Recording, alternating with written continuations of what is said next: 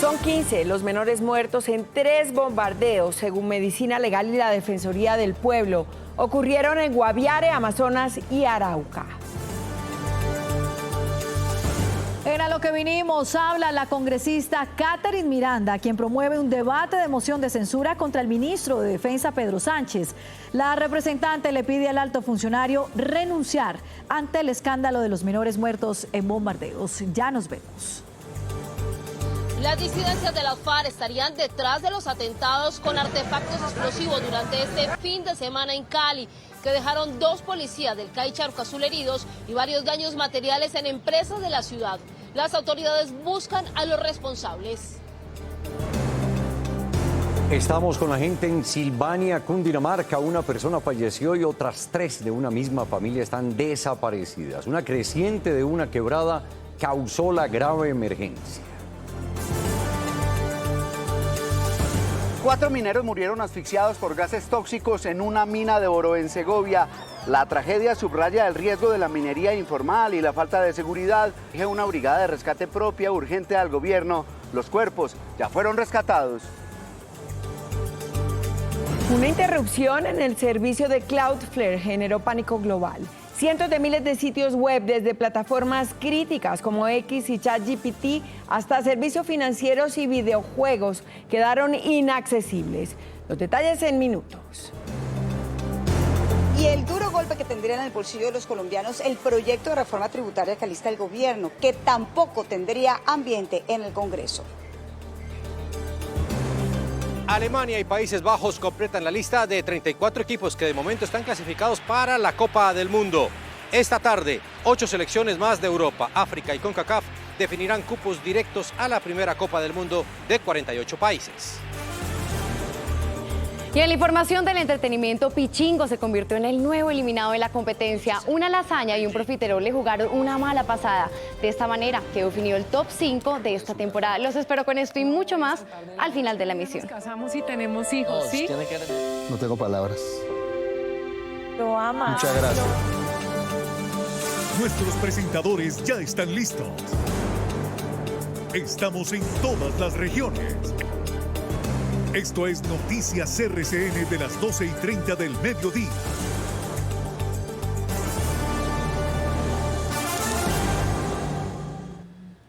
Pongámonos al día con lo que pasa a esta hora. Estamos al lado de la gente para contarles lo que sucede en Colombia y el mundo. Empezamos. Pues sin duda, la noticia en el país son los bombardeos donde murieron al menos 15 menores de edad, según confirman Medicina Legal y la Defensoría del Pueblo. Pues tanto la Fiscalía como la Procuraduría anunciaron las primeras indagaciones. María Fernanda, ¿de qué se trata? Inés María, Felipe, televidentes, buenas tardes. Pues mire, la Fiscalía ha confirmado que a través de su delegada contra las organizaciones criminales va a asumir una investigación sobre los elementos encontrados en los campamentos bombardeados de alias Iván Mordisco. Asimismo, indaga ese posible reclutamiento ilícito por parte de esta facción de las disidencias de las FARC, porque, según informa el ente acusador, algunos de estos menores que fallecieron durante las ofensivas militares habían sido reportados como desaparecidos, otros denunciados como reclutados. Pero si bien también la Procuraduría ya ha tomado cartas en el asunto y a través de su delegado Néstor Osuna ha iniciado 5 indagaciones y en las próximas horas y días iniciará las primeras pruebas precisamente para determinar si existe algún tipo de responsabilidad del gobierno Petro. Tras la polémica por la licitud o ilicitud del bombardeo a las disidencias de Iván Mordisco, donde se advertía había menores, la Procuraduría ya le puso la lupa para determinar si efectivamente se hicieron las labores de inteligencia necesarias. Sean lícitas o no lo sean, la noticia es devastadora para la sociedad colombiana pensar que estamos enviando niños a morir de esa manera y que las estructuras criminales están dispuestas a utilizar como escudos humanos. Para el procurador delegado Néstor Osuna, al tratarse de niños víctimas de reclutamiento, los bombardeos requerían de mayor detalle de operatividad y prevención. Comenzaremos a averiguar cómo fueron las operaciones de inteligencia, qué se sabía y también cuáles eran la situación allá en el terreno. Tras la apertura de 5 indagaciones, el Ministerio Público no descarta medidas de confirmarse que algo falló tras la orden del gobierno. Si hubo alguna violación al derecho internacional humanitario por falta de previsión, por no aplicar los principios de precaución, de humanidad, de distinción que hubieran debido aplicarse, pues habrá las sanciones correspondientes. Una comisión de la Procuraduría viajará a las zonas de los bombardeos, pero además ya decretaron pruebas solicitando los informes de inteligencia con los que se planearon las ofensivas, así como las versiones del ministro de Defensa Pedro Sánchez y el comandante de las fuerzas militares, quienes ya han sostenido las primeras explicaciones ante el Ministerio Público. Pues les decíamos que eran 3 bombardeos. El país realmente desconocía estos ataques. Uno pasó en el mes de octubre y los otros 2 en noviembre. En total, 15 menores fallecieron. El presidente era opositor. Para Gustavo Petro, bombardear campamentos era un riesgo para los niños reclutados. Sin embargo, el pasado 10 de noviembre, el mandatario cambió de parecer y ordenó una ofensiva en las selvas del Guaviare contra las disidencias de Iván Mordisco. Hay un marco del derecho internacional humanitario que nos dice actúen bajo estos límites, siempre observando también los derechos humanos. Fue la defensora del pueblo quien confirmó que en ese bombardeo murieron 7 niños. Pues yo le insistí y le voy a seguir insistiendo, e inclusive usé una palabra que no suelo usar y es implorar que suspenda los bombardeos. Pero los 7 niños que cayeron en Guaviare no fueron los únicos. Desde agosto a la fecha, Medicina Legal confirmó que fueron 15 menores que fallecieron en estos ataques y que era una cifra desconocida por Colombia. En el bombardeo el pasado jueves en Arauca murió un adolescente y 4 más en Puerto Santander, Amazonas, el pasado 1 de octubre. Para el gobierno, según la respuesta que ha dado, lo importante no es conocer de antemano que hay menores de edad dentro del objetivo, sino que considera que el hecho de que haya menores de edad no es un impedimento para adelantar los bombardeos. Por ahora, el presidente Petro anunció que no suspenderá los bombardeos a pesar de las súplicas desde la Defensoría del Pueblo por hacerlo. A la sede regional de Medicina Legal en Villavicencio han comenzado a llegar familiares de las personas fallecidas en estos bombardeos, entre ellos algunos parientes de los menores muertos. Todo este proceso avanza en medio de la moción de censura contra el ministro de Defensa en el Congreso de la República. Panorama a esta hora en Villavicencio. James pudo hablar con algunos de los familiares. Buenas tardes. Hola Juan Fernando, televidentes, muy buenas tardes. Usted lo ha dicho, los saludo desde las instalaciones de Medicina Legal en la capital del departamento. Aquí yacen los 20 cuerpos de quienes fueron bombardeados la semana pasada en el departamento de Guaviare, entre ellos 7 menores de edad, Juan Fernando, menores de 13, 15, 16 y 17 años respectivamente de los departamentos de Santander, Amazonas, Arauca y por supuesto de el departamento de Guaviare. Hablamos con los familiares de una de las víctimas, el mayor, porque hay que decir, todos eran realmente muy jóvenes, estos 7 menores, pero también jóvenes entre los 19 y 22 años. Hablamos con el papá de uno de estos hombres que falleció en este bombardeo. Había dicho que había sido llevado a la fuerza por este grupo armado ilegal por una discusión intrafamiliar que tuvo con su esposa. Están acabando con menores, con gente que no debe nada, muchos otros pues no sabemos, pero los propios que esos mandan nunca caen. Entonces no me parece, por un lado, por el gobierno que mande a hacer cosas, si un tiempo lo criticó, ahora de pronto lo haga. Entonces no me parece. Mire, durante el transcurso de la mañana han llegado familiares de cada una de estas 20 personas. Dentro de las instalaciones están los familiares de una menor que murió en este bombardeo y seguiremos aquí muy atentos para ver si podemos hablar con todas estas familias. Es por ahora la información desde Villavicencio. Usted tiene mucho más, Felipe, en Noticias RCN. Buenas tardes. Claro que sí, James, una feliz tarde y precisamente respondiendo a lo que dice este señor en el informe, hablamos con exministros de Defensa del anterior gobierno que fueron duramente cuestionados en ese momento por el hoy presidente de la República debido a bombardeos en los que murieron menores. Las posturas de Gustavo Petro han cambiado según su posición. En octubre de 2020 era tajante contra los bombardeos y cuestionaba el accionar militar desde 2024. Entonces, porque la FARC recluta menores, hay que aplaudir que la Fuerza Aérea y el Ejército mate 312 menores de edad. Recién posesionado como presidente, eso aseguraba. No van a morir más niños bombardeados. Sin embargo, hoy su postura es diferente. Si se suspenden los bombardeos, los capos van a reclutar más niños y niñas, porque se darán cuenta que así se cubrirán de riesgos militares mayores. Hoy, exfuncionarios que fueron fuertemente criticados por Petro aseguran que ha sido un error el manejo del accionar militar. Pero la gran equivocación fue salir a decir que no iba a bombardearse a menores, porque eso hizo que se apetrecharan de menores para evitar los bombardeos y está pagando las consecuencias. Y los petristas los destrozaron en las redes sociales y los criticaron. Pero hoy se enfrentan a una cruda realidad y validan estas operaciones. Y aseguran que lo que ha hecho es incrementar el reclutamiento y el accionar criminal. Hay datos que dicen que el reclutamiento en el gobierno de Gustavo Petro ha aumentado un 248%, el reclutamiento de menores. La política de paz total permitió el crecimiento de estos grupos por unos ceses al fuego que los dejaron seguir reclutando y seguir en narcotráfico. Según el gobierno, los bombardeos continuarán contra estas estructuras criminales. Pues son tantas y tantas las voces que rechazan lo ocurrido y sobre todo la postura del presidente Petro y su ministro de Defensa, que ya en el Congreso le espera un debate de moción de censura al alto funcionario. Lo promueve la representante Catherine Miranda. A lo que vinimos, representante, buenas tardes. Bienvenida a Noticias RCN. Joana, muchísimas gracias por la invitación y un saludo a todos los televidentes. Bueno, representante, las razones puntuales para este debate de moción de censura que podría sacar al ministro de Defensa de su cargo.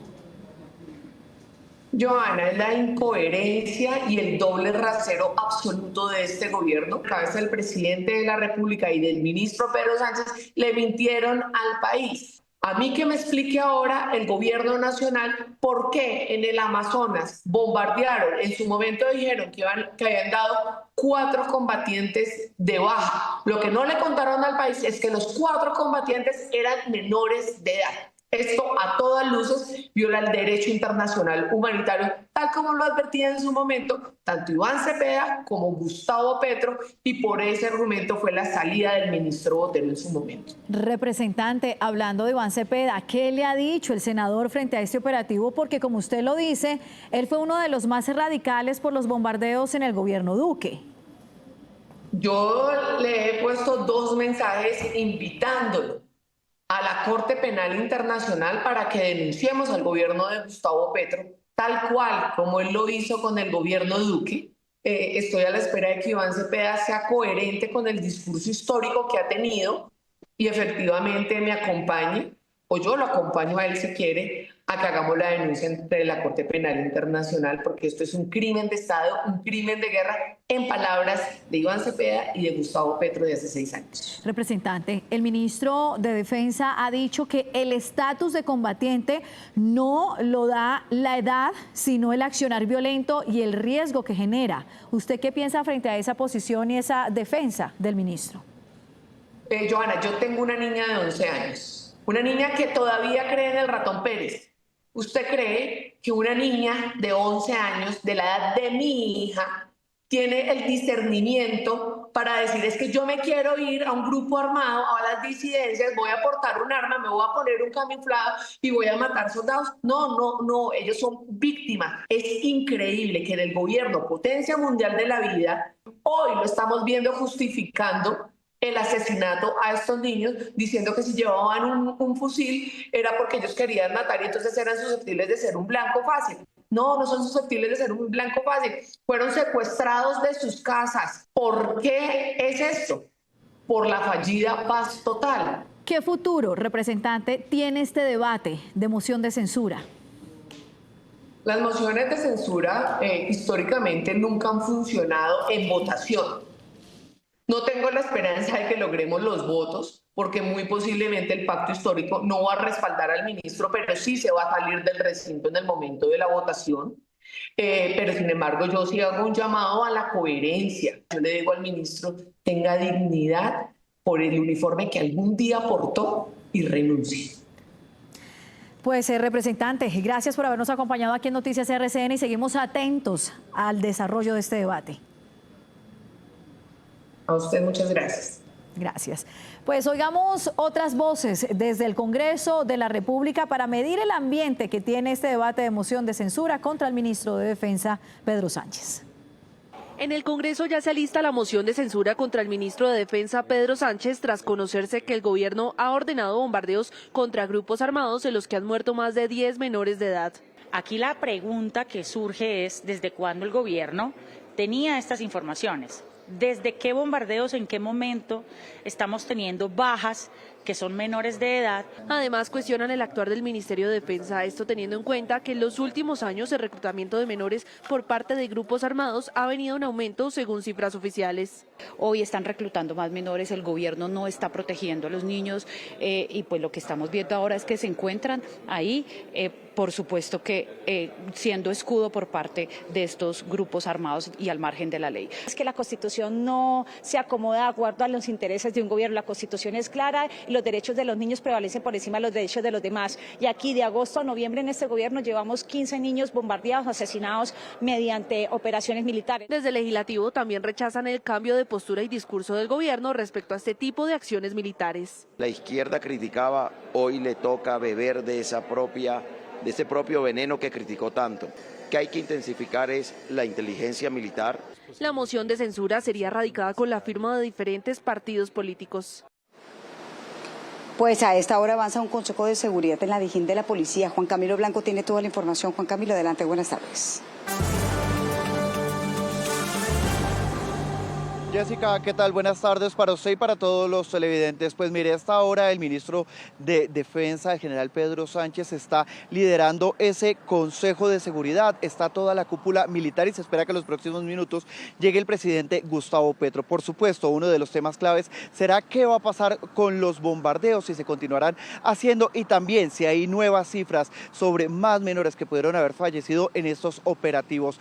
Lo que se sabe hasta el momento es que desde la Casa de Nariño también se está evaluando qué va a pasar con el ministro de Defensa. Las posibilidades es que se vaya o a esa moción de censura o incluso se está barajando la posibilidad de que pueda haber un relevo en esta cartera. Será parte de las discusiones que tendrán aquí en este Consejo de Seguridad que, como le digo, pues ya está siendo liderado por el ministro y que el presidente Gustavo Petro, pese a que empezó a las 10:30 de la mañana, el mandatario aún no ha llegado. Así que estaremos muy pendientes de qué sucede y cuáles son entonces los puntos claves de esta conversación que están teniendo a esta hora aquí desde el occidente de la capital. Inés María, por ahora usted tiene más información. Sí, Juan Camilo, mire, es que son realmente alarmantes los datos que tiene la Defensoría del Pueblo sobre reclutamiento de menores. Además, durante este gobierno el crecimiento es muy alto. Miremos los datos. En 2022 fueron 30 casos, en 2023 registró 342 casos, mientras que en 2024 fueron 578 casos. Para 2025 la Defensoría no tiene un informe completo, pero con cierre a octubre de este año, según la policía, van 261 menores víctimas del reclutamiento. En total sería un aumento del 870%. Son cifras que además tienen un alto subregistro debido a la falta de denuncias. La niñez está siendo arrebatada por los grupos armados, situación que preocupa a las organizaciones sociales y aseguran que obligan a los niños a dejar el juego y las escuelas por un campo de batalla. Los menores más afectados están en Cauca, norte de Santander y Antioquia, siendo Cauca el departamento con más casos que se registran y las víctimas son niños de comunidades indígenas.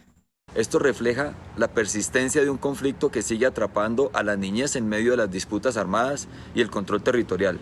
Según la Defensoría, las disidencias es el principal grupo responsable de este delito, tema que se habló en la mesa ancha de Noticias RCN. Eso no exime en ningún caso de la responsabilidad que tienen los grupos armados de cesar por completo el reclutamiento y la utilización de menores de edad. Y probablemente no hubo un buen trabajo de inteligencia, probablemente se pudo hacer más, pero en todo caso son situaciones que de todas maneras en el conflicto, en la guerra, es muy difícil de eliminar completamente. Un crecimiento que le preocupa a las organizaciones sociales, quienes precisamente hacen un llamado a generar acciones concretas frente a esta situación. Y en Chaparral, Tolima, fue asesinado otro líder social. Se trata de Julián Arenas, que fue atacado por sicarios en la vereda de Las Juntas, en el corregimiento de La Marina. Las autoridades adelantan un consejo de seguridad para tomar medidas que permitan la captura de los responsables.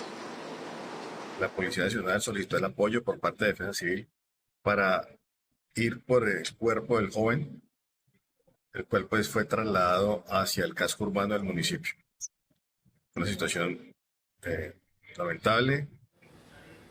Pues lo de los líderes sociales asesinados realmente es doloroso. Casi a diario registramos un crimen en diferentes lugares del país. Según Indepaz, van 174 homicidios este año, mientras que en 2024 se registraron 173. Cambiamos el tema, hablamos ahora de la crítica situación que sufrió Silvania en Cundinamarca por el desbordamiento de 2 quebradas. Una persona falleció y otros 3 integrantes de una misma familia están desaparecidos. Jason Vera está con la gente damnificada. Jason, ¿cuál es la situación a esta hora?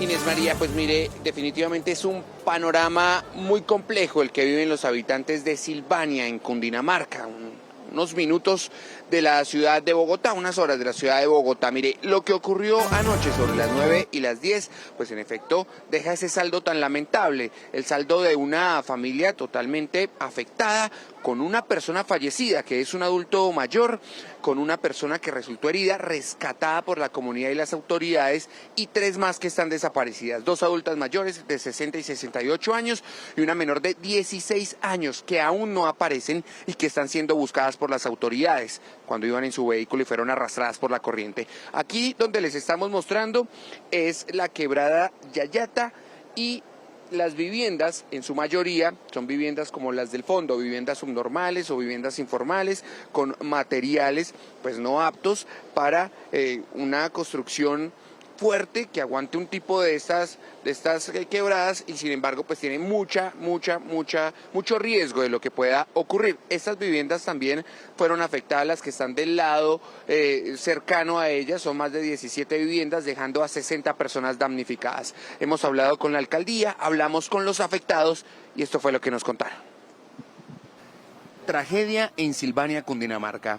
Anoche la familia Villota, que se movilizaba en un vehículo, fue arrastrada por la creciente de una quebrada en el sector del Bosque. En ese momento ellos iban pasando, cuando se dieron de cuenta fue el totazo de la quebrada que les dio 2 vueltas y se los llevó totalmente.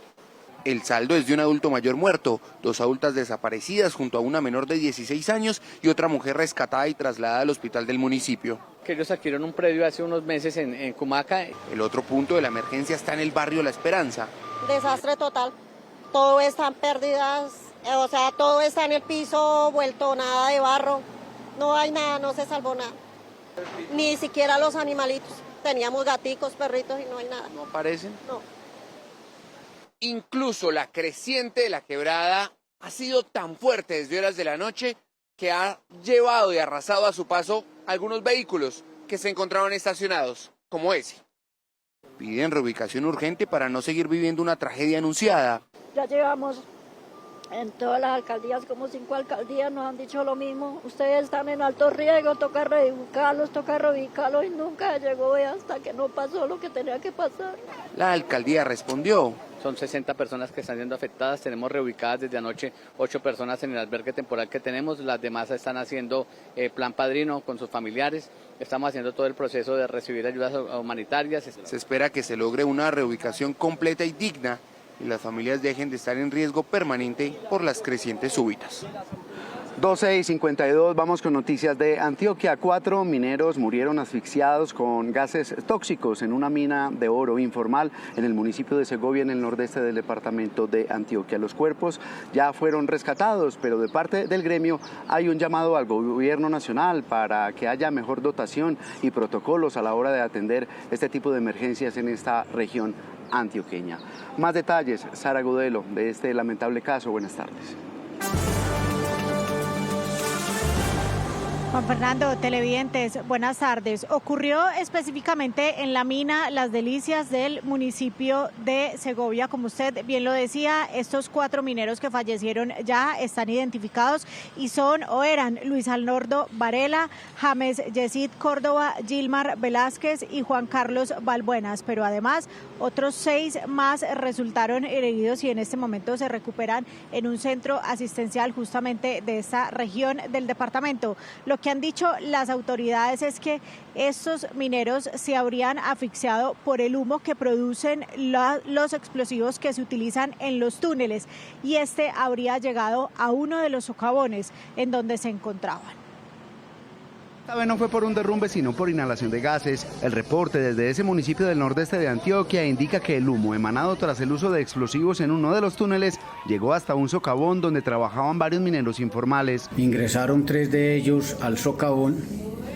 Sin darse cuenta, pues inhalaron los gases producto de esas explosiones y fallecieron allí. La comunidad acudió al lugar y se sumó a los esfuerzos de las autoridades para rescatar a las víctimas. 6 sobrevivieron a los gases tóxicos, pero 4 murieron. Todos ellos jóvenes entre los 22 y los 28 años.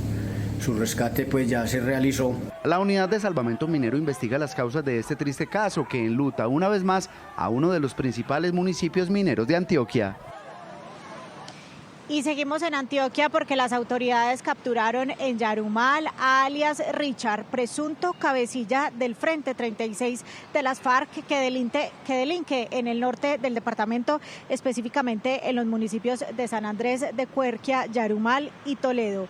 Es, según las autoridades, uno de los presuntos responsables de asesinar al concejal de San Andrés de Cuerquia el pasado 16 de junio y además sería responsable de al menos 14 homicidios en esa región del departamento. Este resultado afecta de manera directa las acciones criminales y de violencia en estos municipios, tanto zona urbana como zona rural, y se hace una disrupción a la comisión de hechos como acciones terroristas en contra de la fuerza pública. Alias Richard tiene y posee una orden de captura de manera directa por los hechos presentados contra el homicidio de nuestro concejal en el municipio de San Andrés de Cuerquia. Alias Richard además era un experto en explosivos justamente ahí dentro del Frente 36 de las FARC, pero también era el encargado de armarlos, instalarlos y activarlos. Recordemos que este es un flagelo que tiene bastante afectados, sobre todo a la comunidad civil, a la gente que vive en esa región del departamento. Ustedes tienen más información. Así es, muchas gracias Sara y mucha atención porque el principal proveedor de la red de distribución de contenido y seguridad Cloudflare ya está restableciendo su servicio luego de que hubo una caída masiva y afectó también a páginas web, plataformas, redes sociales, servicios empresariales y también, por supuesto, a videojuegos. Entre los afectados estuvo la red social X y también ChatGPT. Una mañana del error 500, Internet sufrió una caída global que afectó a millones de usuarios en el mundo. La causa se identificó rápidamente, una falla masiva en la plataforma Cloudflare, un proveedor esencial de servicios en la nube. Entre los servicios y plataformas que presentaron problemas se encuentran X, antes Twitter, Discord y Facebook, ChatGPT, Perplexity y Gemini. También servicios empresariales y juegos. Cloudflare informó que estaba al tanto de un problema y que se encontraba restableciendo los servicios. Hemos visto un pico de tráfico inusual en uno de nuestros servicios de Cloudflare que comenzó a las 11:20. Eso causó que una parte del tráfico que pasa a través de la red de Cloudflare experimentaba errores. Con el paso de las horas se ha restablecido el servicio. En X los internautas celebraron con humor que ya todo haya regresado a la normalidad. Varios memes fueron difundidos.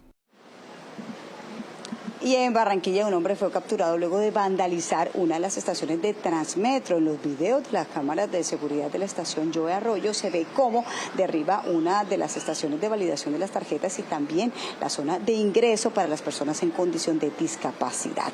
Jairo, adelante, buenas tardes. ¿Qué dicen los usuarios? ¿Qué dicen las autoridades?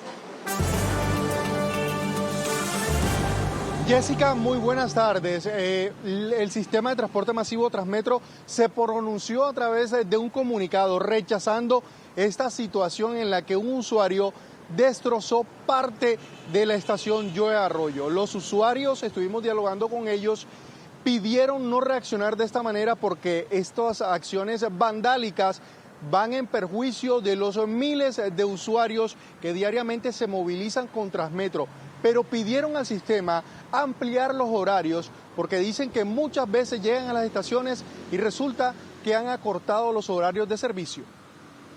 Bueno, estamos en contra realmente de la actitud por parte de los usuarios, pero ahí hay una situación que tenemos que hacer salvedad, que es que cerraron, digamos, la actividad normal de los autobuses a las 8 cuando debía ser a las 9. Transmetro tiene dificultad en ese sentido. Rechazo total entre las autoridades y también entre la ciudadanía por estos actos vandálicos que destruyeron parte de la estación Joe Arroyo. Por el momento es toda la información. Felipe, usted tiene más noticias. Muy buenas tardes. Sí, Jairo, es cierto, nada justifica el vandalismo. Y en el Caribe también hay alerta en el sector salud. 5 sedes del grupo Clínica Médicos suspenden cirugías y especialistas a la nueva EPS por deudas. Solo atienden urgencias vitales, colapsando el hospital. Rosario Pumarejo, así se llama. Vamos con Mari Rosado. Mari, hoy los usuarios realizaron un plantón. ¿Qué dicen los pacientes?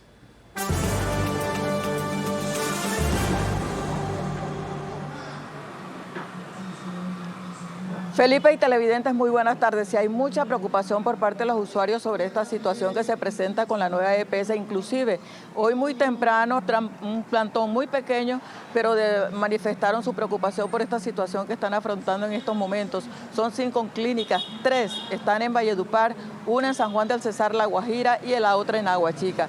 Esperan que haya una pronta solución porque el Hospital Rosario Pumarejo de López está recibiendo a los pacientes que llegan allá, pero no tiene la infraestructura para atender. Son alrededor de 400.000 usuarios que tiene la nueva EPS en esta sección del país.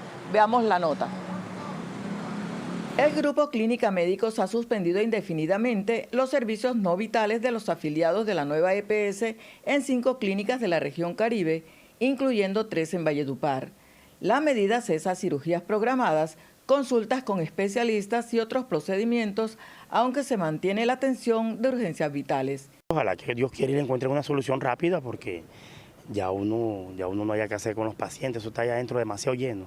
Esta suspensión ha provocado el colapso del Hospital Rosario Pumarejo de López, a donde son remitidos los pacientes. La suspensión se debe al incumplimiento reiterado en los pagos por parte de la nueva EPS. Básicamente, la decisión de suspender los servicios indefinidamente a la nueva EPS obedece a la falta de pago de la cartera corriente, lo que ha generado una situación muy difícil y muy crítica en la operación, no solamente de las clínicas de Valledupar, sino de todo el grupo.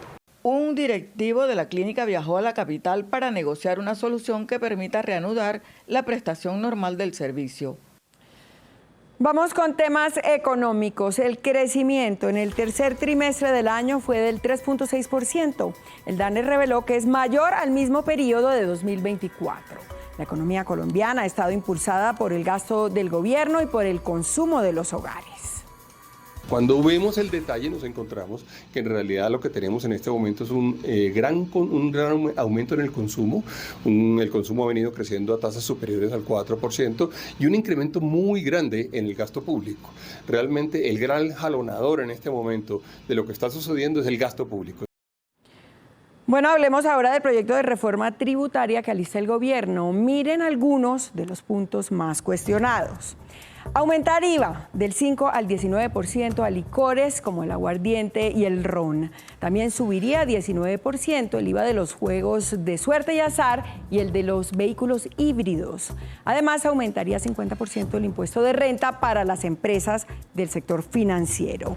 También subiría el impuesto al carbono, lo cual podría incidir en el precio de los combustibles. Mejor ley de financiamiento es la austeridad y la reorganización del gasto por parte del Gobierno Nacional, donde hay recursos disponibles para poder generar acciones que permitan crecimiento. Colombia no tiene forma de pedirle a los hogares que renuncien a recursos que son recursos propios o a empresas que renuncien. responsabilidad para pasársela al Estado para que el Estado la gaste. Implica una subida de los precios de los vehículos del orden del 14%, lo cual lo que va a permitir es la continuación de una alta cantidad de vehículos obsoletos. Dejarse como permanente esta medida, esto lo que implicaría es un desincentivo al juego legal y un incentivo en cambio para que los jugadores migren de apostar en plataformas legales y migren a apostar a plataformas ilegales. Precisamente vamos al Congreso, a donde llegaría este proyecto del gobierno. ¿Hay o no hay ambiente para esta tributaria? Catherine, buenas tardes. Hola, muy buenas tardes. Pues ni siquiera se han logrado poner de acuerdo con el texto que se presentaría, porque recordemos que esta ley de financiamiento ya se radicó aquí hace unos meses, pero con un monto de 26 billones de pesos, monto que tendría que ser modificado. Se habla de 16.3 billones de pesos, incluso de que el gobierno estaría dispuesto a bajar esa cifra a 10 billones de pesos. Pero lo cierto es que los congresistas saben que este es un año electoral, que no conviene ponerse a hablar de reformas tributarias, aunque otros advierten que cuando se aprobó el presupuesto se sabía que se tenía que aprobar esta ley de financiamiento o reforma tributaria. ¿Qué puede pasar? Ellos apuestan a que en 15 días se defina aquí en el Congreso de la República el futuro de este proyecto de ley. En las comisiones económicas de Senado y Cámara tomamos el pulso al ambiente político que tendría la reforma tributaria presentada por el gobierno. El señor ministro ha hecho un trabajo importante en las bancadas, en los partidos, explicando la necesidad de la ley, y yo creo que en las discusiones de las conjuntas en 15 días vamos a ver verdaderamente el futuro de la ley de financiamiento. Pero desde la orilla contraria advierten que la ciudadanía no soporta más cargas tributarias. ¿Qué no nos gusta de lo que conocemos como proyectado? Que le sigue subiendo el costo de vida a los colombianos. Siguen subiendo la gasolina, el ACPM, la energía, el gas. A la par de este debate, algunos sectores impulsan una ley de reactivación económica como alternativa. Así que aquí lo que necesitamos es reactivar la economía, seguir por la senda del crecimiento y esperar a que llegue un nuevo gobierno que efectivamente tendrá que hacer una reforma tributaria. En medio de un año electoral todos coinciden en un punto: no hay ambiente para aprobar por mayorías una reforma tributaria y el gobierno tendrá que apelar a consensos de última hora si quiere asegurar los recursos que le faltan para el presupuesto del año 2026. Y atención a esta revelación que ha hecho el representante a la Cámara, Hernán Cadavid. ¿Recuerdan ustedes que el gobierno asumió el costo de traer a los colombianos deportados desde Estados Unidos? Pues ese proceso le ha valido al país más de 25.000 millones de pesos. Después de que el gobierno tomara la decisión de asumir el costo de los vuelos provenientes de Estados Unidos con colombianos deportados por ese país, hasta la fecha se han realizado 44 vuelos para los traslados que le han costado al Estado un poco más de 25.000 millones de pesos. Así lo denunció el representante Hernán Cadavid con información del Ministerio de Defensa, la Cancillería y Migración Colombia. Le han costado al país 25.000 millones de pesos y todavía van a continuar otros vuelos más. Cada vuelo ha tenido un costo aproximado de más de 566 millones de pesos y ha sido operado en un Boeing 737-700.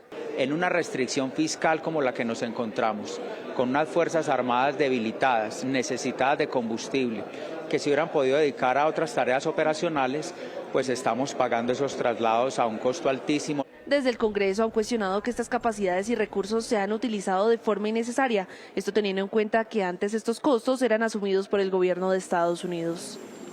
Este es el noticiero de las regiones y en las regiones nadie la tiene más clara que nuestros corresponsales de televisión y radio. Hoy la ronda comienza aquí en Medellín con Charlene García. Charlene, adelante, buenas tardes. Compañeros y oyentes, un saludo muy especial desde la capital de la montaña. Les cuento que la ciudad recibió a más de 400 expertos y líderes de la Unión Internacional de Transporte Público de 25 países, quienes estuvieron conociendo cómo opera el transporte público en el país, también el Metro de Medellín, y debatieron sobre lo que esperan en un futuro de este sector. Uno de los visitantes fue Nicolás Rosales, presidente de la Asociación Mexicana de Transporte y Movilidad, quien resaltó el funcionamiento de este sector, especialmente del metro. Fíjate que pocas ciudades, y me refiero en todo el contexto regional de América Latina, tienen en una sola ciudad todo lo que ustedes tienen. Teleféricos, BRTs, camiones convencionales, metro. Pocas ciudades lo tienen y de esa manera integrada, como te comentaba. Durante una semana los expertos estuvieron reflexionando sobre movilidad urbana, también sobre los retos y oportunidades que tienen en ese sector a nivel mundial. Un poco de la información que se llevaron de Colombia es cómo operará el metro de Bogotá. Y seguimos ahora en las regiones de Antioquia, vamos a Santander con don Nelson Zipagauta. Nelson, ¿cuál es la noticia de hoy en la región? En la Mesa de los Santos, departamento de Santander, se realizó el Festival del Bocado y de la Hormiga Culona. Y aquí los artesanos y empresarios mostraron cómo la hormiga culona se volvió materia prima para diferentes productos, en postre, en el sabajón y hasta en galletas. Un rico sabajón sabe bien con hormiga culona. Excelente, me encanta. De mis favoritos en todo este producto de ellos. Excelente, lo recomiendo mucho. Y más aún, el helado de cannabis y hormiga culona. Una maceración de la hormiga culona que es representación de Santander y la uní con nuestro helado exitoso o el helado número 1 a nivel de Santander porque solo lo encuentra aquí en la Mesa de los Santos. Santander tiene este producto típico por excelencia, la hormiga culona, y aquí se disfrutó en el Festival del Bocado y la hormiga culona. Nelson, muchas gracias. Terminamos este recorrido en Cartagena con la directora de la FM de Cartagena, Delcy Ávila. Adelante, Delcy, buenas tardes. Compañeros, muy buenas tardes. A esta hora tenemos noticias con relación al municipio de Soplaviento Norte del departamento de Bolívar, exactamente en el Colegio Simón Almanza Julio, una institución que para el 2018 y 2019 tuvo una inversión de 1.800 millones de pesos, pero este dinero nunca se vio reflejado y está a punto de convertirse en un elefante blanco, según denuncian algunos ciudadanos. Ha traído todo lo contrario de lo que debería haber traído: delincuencia, drogadicción, inseguridad. Han pasado casi 6 años desde que se firmó el contrato y la obra sigue inconclusa. Como resultado, casi 700 estudiantes sin unas aulas para dar clases y un detrimento que asciende a los 2.000 millones de pesos. Además de convertirse en un foco de delincuencia y también de contaminación ambiental, han denunciado los habitantes que los alumnos han tenido que dar clases debajo de un puente en lo que antes era el Salón de la Junta de Acción Comunal. Por ahora no hemos obtenido respuesta oficial por parte de las autoridades competentes, en este caso la Alcaldía y la Gobernación de Bolívar. Gracias por seguir con nosotros. Un documento secreto de la Unidad de Información y Análisis Financiero revela los movimientos bancarios del presidente Gustavo Petro entre 2023 y 2025. El reporte, elaborado por solicitud de la propia presidencia, detalla ingresos, retiros en efectivo, compras en el exterior y transferencias personales del mandatario y su entorno más cercano. Un documento secreto de la OIAF, fechado del 17 de junio de 2025, revela más de 2 años de movimientos bancarios del presidente Gustavo Petro. El informe fue solicitado por la propia presidencia, que habló de posibles afectaciones a las cuentas personales del mandatario. La OIAF identificó 12 cuentas, pero solo 2 concentran casi todas las transacciones entre 2023 y 2025. Allí se registran ingresos oficiales, pagos recurrentes y operaciones en efectivo. Según el reporte, el salario del presidente tuvo consignaciones mensuales entre 26 y 48 millones de pesos, para un total parcial de 1.124 millones de pesos entre 2023 y junio de 2025. El documento también registra giros a Verónica Alcocer y a Ingrid Carolina Plata, quien recibió pagos entre 5 y 5.9 millones. Además, aparecen bonos a la hipoteca de la casa del mandatario en Hacienda Fontanar y compras en el exterior, varias de ellas en tiendas de lujo. Además, hay compras de euros que suman cerca de 321 millones de pesos. En retiros en efectivo, la OIAF contabiliza 496.6 millones de pesos. 2 movimientos, uno por 9 millones y otro por 5 millones, no tuvieron soporte bancarios. Todas las operaciones quedaron registradas al nombre del presidente. También figuran autorizaciones para retiros Jesucita Quirós, Laura Sarabia y Angie Rodríguez. El informe aclara que los movimientos no permiten concluir conductas delictivas y que la verificación corresponde al destinatario del documento cuyo nombre no aparece en el archivo. En Bogotá buscan a una banda de delincuentes que asaltó una estación de gasolina ubicada en el norte, amordazando a un trabajador y llevándose todo el producido de una caja fuerte. Revisan las cámaras de seguridad. Buscan a 8 personas que llegaron a esta estación de gasolina y se robaron más de 30 millones de pesos. El millonario robo ocurrió en la autopista norte con calle 220 durante la madrugada. 8 sujetos en 3 vehículos llegan a este lugar.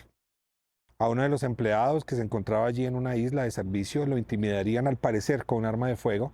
Lo hacen ingresar a uno de los vehículos despojándole de una de sus chaquetas de servicio. El robo tardó varios minutos porque hasta herramienta utilizaron para llevarse lo que había.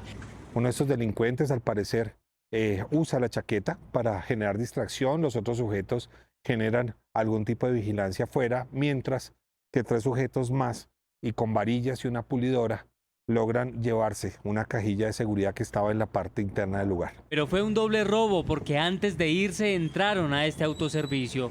Llevan de la registradora aproximadamente 300.000 pesos y algunas botellas de licor y cigarrillos. Revisan cámaras que apuntan hacia el Autonorte y la Séptima para determinar qué ruta tomaron las 3 camionetas en las que iban los delincuentes.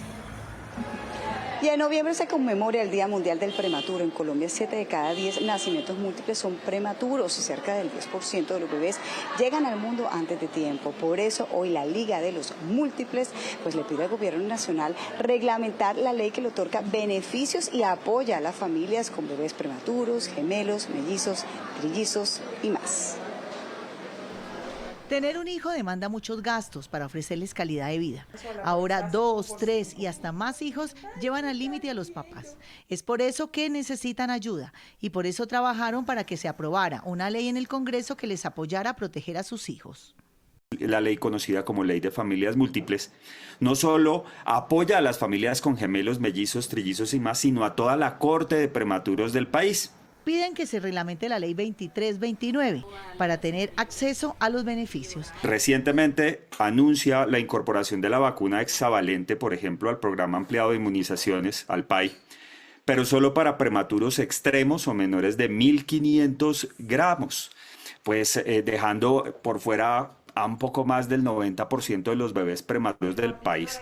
El resto está en veremos. Preocupa que se hayan declarado no costo efectiva las vacunas contra el meningococo, que también lo mencionaba la ley, que previene una enfermedad grave y potencialmente mortal, sin ofrecer una alternativa clara. Piden atención en lo mínimo para que sus hijos puedan tener un desarrollo pleno con todas las garantías que merecen. Hacemos un llamado respetuoso al Ministerio de Salud que amplíe los beneficios del PAI para todos los prematuros sin distinción de peso, y unifique esos esfuerzos con la ley Canguro, que también ya existe, y la ley de modernización del PAE. Pues 7 de cada 10 nacimientos múltiples son prematuros y cerca del 10% de los bebés llegan al mundo antes de tiempo.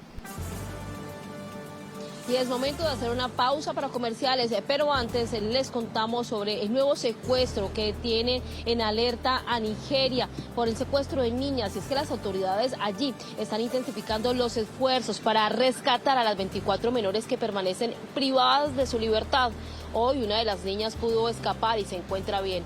Recordemos que el lunes un grupo de 25 fue raptado por hombres armados tras asesinar al subdirector de la escuela pública. Ya volvemos. Hay conmoción y muchas preguntas en Colombia tras conocerse sobre estos bombardeos en donde murieron menores de edad.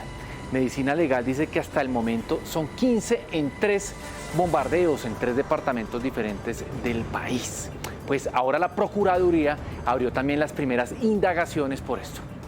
Sean lícitas o no lo sean, la noticia es devastadora para la sociedad colombiana. Pensar que estamos enviando niños a morir de esa manera. Y estamos con la gente de Silvania en Cundinamarca. Una grave emergencia se registra allí por las fuertes lluvias que ocasionaron el desbordamiento de una quebrada. En ese momento ellos iban pasando, cuando se dieron de cuenta fue el totazo de la quebrada que les dio 2 vueltas. Desastre total, todo está en pérdidas. O sea, todo está en el piso, vuelto nada de barro. Y la tercera, realmente hay mucha preocupación por el bolsillo de todos los colombianos con esa reforma tributaria que alista el gobierno y que presentará ante el Congreso de la República por medio de un proyecto de ley. Desde ya muchos sectores alertan por el golpe tan duro que tendría y tampoco hay realmente un buen ambiente en el Congreso. Mejor ley de financiamiento de la austeridad y la reorganización del gasto por parte del gobierno nacional donde hay recursos. Colombia no tiene forma de pedirle a los hogares que renuncien a recursos que son recursos propios. Ahí estamos siempre por la app, por las redes y por la pantalla. Pongámonos al día por Noticias RCN.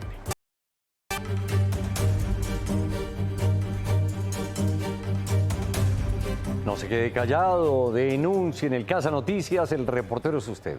Vamos a la localidad de Engativá, esto en el occidente de Bogotá. Denuncian inseguridad, los robos son el pan de cada día allí. Hola, don Felipe Arias, soy Yurane Castre. Quiero denunciar que aquí en Engativá, en la carrera 69B con calle 71 hasta la 72, estamos invadidos por el AMPA. No contamos con la suficiente colaboración de las autoridades. La policía se llama, a veces vienen, a veces no. Se pasó un derecho de petición a la alcaldía de Engativá, la cual no han solucionado nada. Yo denuncio, no me quedo callada. Terrible, con pistola en mano y van en moto, en bicicleta, en carros, lo que sea. Y en el Casa Noticias hablamos por usted. El alcalde de Engativá anuncia que redobló los operativos contra las bandas delincuenciales. Venimos realizando operativos de manera articulada con entidades del nivel central como la Secretaría de Seguridad y la Policía Nacional en esta zona. Que solo durante el 2025 hemos realizado más de 40 intervenciones de carácter operativo y de carácter pedagógico en materia de seguridad, que invitamos a todos los ciudadanos para que activen los protocolos y realicen las denuncias pertinentes para que las entidades podamos investigar y capturar a las personas que se vean involucradas en conductas delictivas. Señor alcalde local, no baje la guardia, por favor, allí en Engativá. Nos trasladamos a Tolima. En el municipio de Coello, Juan Lugo denuncia que la banca de la vía de ingreso al municipio se está hundiendo. Muy buenas, Felipe. Nos encontramos en la quebrada La Salada de la vereda La Arenosa del Llano de la Virgen del municipio de Coello, donde el agua se ha llevado parte de la bancada del puente que comunica a la población o la parte veredal donde se encuentran afectados los cultivadores o los agricultores. Señor alcalde de Coello, nuestra corresponsal María Eugenia Quinche está insistiéndole a ustedes de hace días por su declaración y su compromiso en este caso. Lo esperamos. También esperamos el video con su denuncia al WhatsApp 320-995-4854. En Casa Noticias, el reportero es usted. Y nosotros ese puente tan necesario con las autoridades para solucionar su problemática. Y recuerde un consejo, no se quede callado. Denuncie. Vamos con más noticias. Felipe, gracias. Cambiamos de tema. En el marco del Salón del Automóvil que se realiza en Corferias, los diferentes expositores presentan lo mejor en tecnología, sostenibilidad y seguridad. Aún hay tiempo de asistir, recordamos, va hasta el 23 de noviembre. Volvo llegó al Salón del Automóvil para revelar por qué es la marca premium en seguridad, sostenibilidad y electrificación. Con nuestra estrategia de electrificación, electrificando nuestras ventas y los volúmenes comercializados en todos nuestros países. El 47% de las ventas son lideradas por Volvo EX30. Tenemos dos grandes lanzamientos en el marco de la Feria del Automóvil. Uno es nuestro renovado XC60, híbrido enchufable. Y en el otro lado tenemos nuestro EX30 Cross Country. Yo creo que es muy importante resaltar los tres pilares de la marca, que es seguridad, cuidado de las personas y sostenibilidad. Este año la marca, representada por Astara en Colombia, muestra cómo diferentes aleaciones de acero y aluminio se combinan para absorber y distribuir la energía. En su stand, los visitantes podrán conocer diferentes referencias, como el nuevo modelo del EX30 Cross Country, un SUV 100% eléctrico, el XC60 y la evolución del EX40. Azofrucol sigue impulsando el modelo de agricultura tropical. Gracias a su apoyo, los campesinos del Tolima aumentan la producción y exportación de gulupa. En Cajamarca, Tolima, la finca del Recreo impulsa el cultivo de gulupa gracias al apoyo de Azofrucol. Hoy en día en este cultivo manejamos una rentabilidad del 60%. Esto lo llegamos después de 4 años de mucho trabajo y este último año gracias a la ayuda del modelo de agricultura tropical, el cual nos ha ayudado a disminuir los costos sustancialmente en los insumos que estamos colocando en este cultivo. La gulupa es la cuarta fruta más exportada hacia la Unión Europea. Desde Azofrucol, Fondo Nacional de Fomento Hortícola, ya lo resolvimos con el modelo agroecológico Somos Agricultura Tropical, como es el caso en este cultivo donde hoy nos encontramos, que podemos controlar plagas y enfermedades sin dejar trazas en esta fruta. Gracias a este modelo de agricultura tropical, el año pasado se exportaron 51 millones de dólares en gulupa y en lo que va del año se han exportado 4.5 millones de dólares. Consume más frutas y hortalizas colombianas. Come sano, vive sano. Un mensaje del Fondo Nacional de Fomento Hortifrutícola. Hoy Andy Acevedo nos habla de un tema que nos preocupa mucho a los padres de familia, las conductas agresivas de los niños. Ojo, no hay que ignorarlos, hay que actuar. A mí hay algo que sí me preocupa mucho y es lo siguiente. Nuestros jóvenes, nuestros niños están violentos y están violentos porque es lo único que ven. En este momento Colombia se volvió nuevamente un país violento y ese es el ejemplo para nuestros niños y para nuestros jóvenes. Entonces todo el mundo está alterado, nadie se controla, parecemos otra vez salvajes, o sea, no puede ser. En los colegios me lo reportan, los padres me lo reportan, todo el mundo reporta a los universitarios, mire lo que pasó hace poquito, un asesinato. O sea, todo el tiempo es agredir, a decir cosas feas, a tratar mal a los demás. Y eso no puede seguir así. A los padres y a las autoridades hay que ponerle final a eso. Reporteritos Colgate presenta Sonrisas al Aire. Hola a todos. Hoy empezamos nuestro recorrido con noticias que nos enseñan a cuidar nuestra sonrisa. Estamos con nuestra corresponsal en Cali. Adelante. Junto a Colgate cubriremos el recorrido del Dr. Emalicos y el camión de la sonrisa, enseñando a miles de niños cómo cepillarse bien y divertirse mientras aprenden.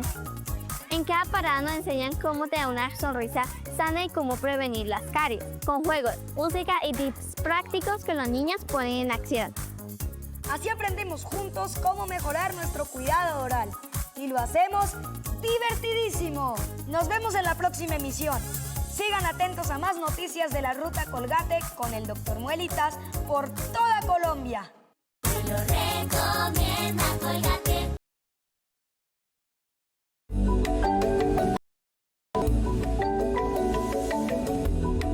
La tercera clave, el amor propio. Hola, aquí están las claves para vivir en equilibrio. Y las 3 de hoy nos van a invitar a conectar con la inspiración. La inspiración es la chispa que enciende nuestra creatividad, nuestra pasión y nuestra capacidad de transformar la vida. Cuando estamos inspirados, todo fluye con más sentido, las ideas llegan, las acciones se alinean y el corazón se llena de propósito. En cambio, cuando perdemos, nos sentimos que la vida se vuelve más plana, automática y sin brillo. Conectar con la inspiración es esencial para mantener viva la energía que nos impulsa a crear y a avanzar. Y para esto, la primera clave de hoy nos dice que la inspiración necesita de la calma y del silencio para manifestarse. Con frecuencia apaguemos el ruido externo y conectemos con la voz interior. La segunda clave nos dice que la naturaleza, la música, el arte o incluso una conversación sincera nos invitan a despertar la chispa creativa. Y la tercera clave nos dice que sigamos lo que nos entusiasma, lo que nos emociona. Eso es una poderosa brújula que nos muestra el camino. Donde sentimos alegría o curiosidad, es donde se encuentra la inspiración que nos lleva a crear lo que queremos. Que tengan un maravilloso día y recuerden nuestra cita el próximo jueves, aquí en Noticias RCN. ¿Dónde es Juan Fernando? Inés María, le cuento que se entregó uno de los 18 delincuentes más buscados de Antioquia por delitos contra mujeres y niñas. Se presentó ante las autoridades en el municipio de Necoclí, en la región de Urabá. Tenía una orden de captura vigente por el presunto delito de abuso sexual contra una menor. Jessica.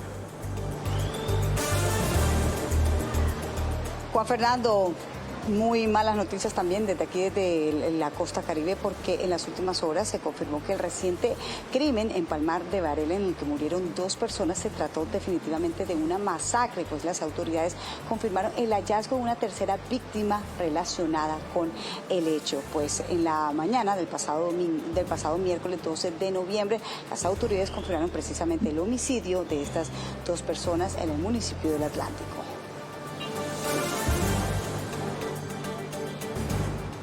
Y fue asesinada una mujer en zona rural de Pradera, aquí en el Valle del Cauca, al parecer a manos de su esposo.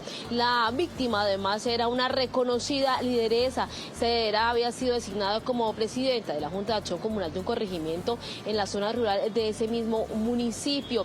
Él habría escapado después de cometer el crimen, es buscado por las autoridades. Y hasta aquí esta emisión de noticias. Sigan con nuestra programación. Una feliz tarde para todos.